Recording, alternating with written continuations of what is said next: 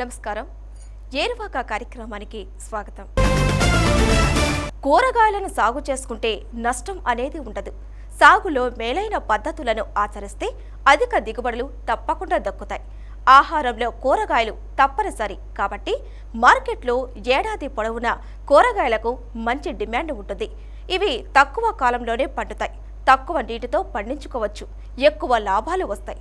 ఆ కూరగాయలో బీట్రూట్ బాగా కలిసి వచ్చే పంట.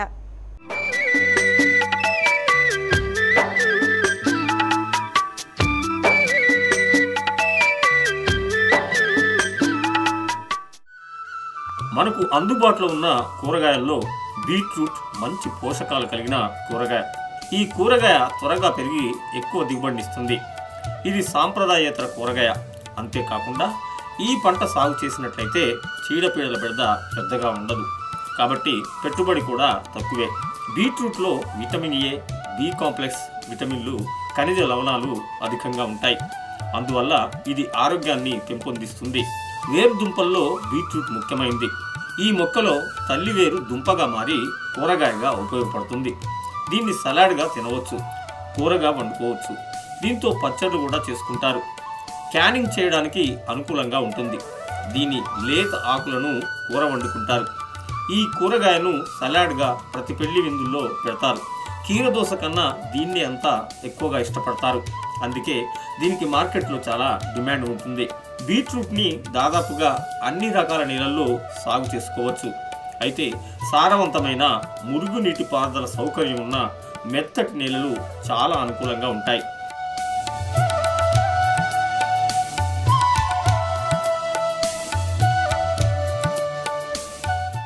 లోతైన ఇసుక కలిగి అధికంగా సేంద్రియ పదార్థం ఉండే ఒండ్రు నేలలు బీట్రూట్ పంటకు చాలా అనుకూలంగా ఉంటాయి.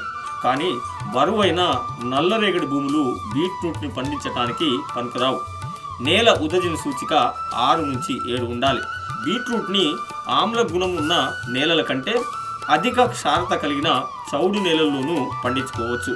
బీట్రూట్ సాగుకు 15 నుంచి 19 డిగ్రీల ఉష్ణోగ్రత చాలా అనుకూలంగా ఉంటుంది. చల్లని వాతావరణంలో ముదురు రంగు, ఎక్కువగా చక్కెర శాతం, మంచి ఆకారంలో నాణ్యమైన దుంపలు పండుతాయి. ఉష్ణోగ్రత 10 డిగ్రీల కన్నా తగ్గినప్పుడు పూత వచ్చే అవకాశం ఉంటుంది. ఈ పరిస్థితిలో దుంపలోని పోషకాలు పూత భాగాల పెరుగుదలకు ఉపయోగపడి దుంప సైజు తగ్గిపోతుంది. ఉష్ణోగ్రత ఒకవేళ 7 డిగ్రీల కన్నా తగ్గిపోతే మొలక శాతం తగ్గిపోతుంది. ఇక 25 డిగ్రీల కన్నా ఎక్కువ ఉష్ణోగ్రత ఉంటే మొక్క పెరుగుదల, దుంప రంగు, దుంప పెరుగుదల తగ్గిపోతుంది. దుంప గట్టిగా తయారవుతుంది.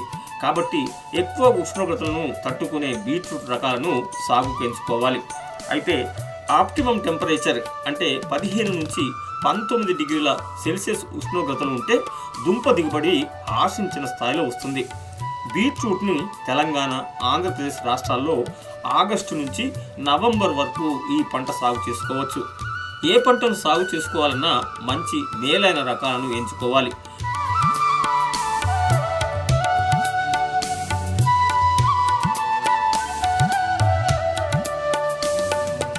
బీట్రూట్లో దుంప రంగు, ఆకారాన్ని బట్టి కొన్ని రకాలు మనకు అందుబాటులో ఉన్నాయి. దీనిలో తెలుపు, ఎరుపు, పసుపు రకాలు ఉన్నాయి.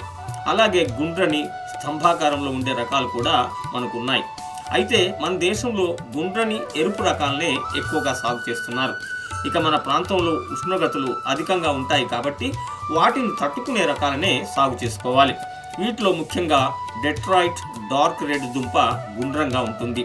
దీని పైపొర ముదురు ఎరుపులో నున్నగా ఉంటుంది. దీన్ని సాగు చేసినట్లయితే 80 నుంచి 100 రోజుల్లో పంట చేతికి వస్తుంది. బీట్రూట్లో మరో రకం క్రిమ్సన్ గ్లోబ్. దీని దుంప గుండ్రంగా ఉండి పైపొర లేత ఎరుపు రంగులో ఉంటుంది. దీని పంటకాలం 90 నుంచి 95 రోజులు. ఇక ఎర్లీ వండర్ అనే రకం పంటకాలం కేవలం 55 నుంచి 60 రోజులు మాత్రమే. దీని దుంప ముదురు ఎరుపు రంగులో ఉండి అధిక దిగుబడినిస్తుంది. బీట్రూట్ సాగు చేసే నేలను విత్తే ముందు లోతుగా మెత్తగా దున్నాలి. ఆఖరి దుక్కిలో ఎకరాకు 10 నుంచి 12 టన్నుల బాగా మాగిన పశువుల ఎరువుని వేసుకోవాలి. పశువుల ఎరువు భూమిలో కలిసే విధంగా కలిగి దున్నాలి. బీట్రూట్ విత్తనాలను సీడ్ బాల్స్ అంటారు. ఈ విత్తనాలు ఒక్కో దానిలో 2 కంటే ఎక్కువ విత్తనాలు ఉంటాయి. ఎకరా పొలంలో విత్తడానికి 3 నుంచి 4 కిలోల విత్తనాలు సరిపోతాయి. విత్తనాల వరుసల మధ్య దూరం 45 సెంటీమీటర్లు, మొక్కల మధ్య 10 సెంటీమీటర్లు ఉండే విధంగా విత్తుకోవాలి.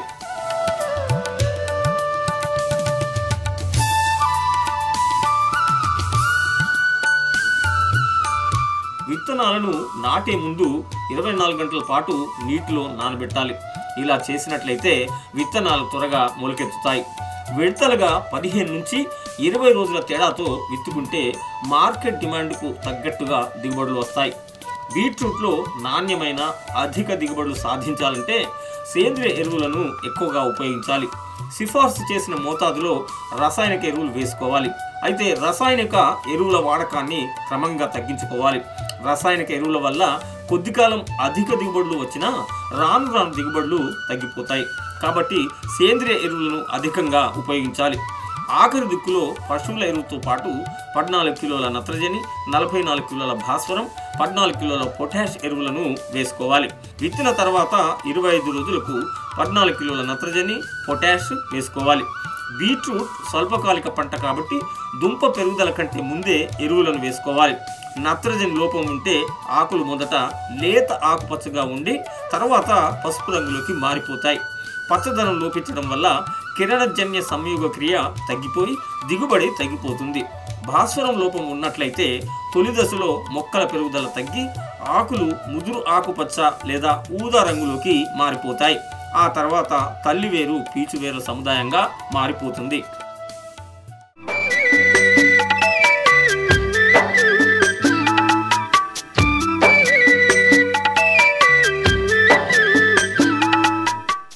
ఇది ఈనాటి ఏరువాక. మరిన్ని విశేషాలతో రేపు కలుద్దాం. అంతవరకు సెలవు మరి. నమస్కారం.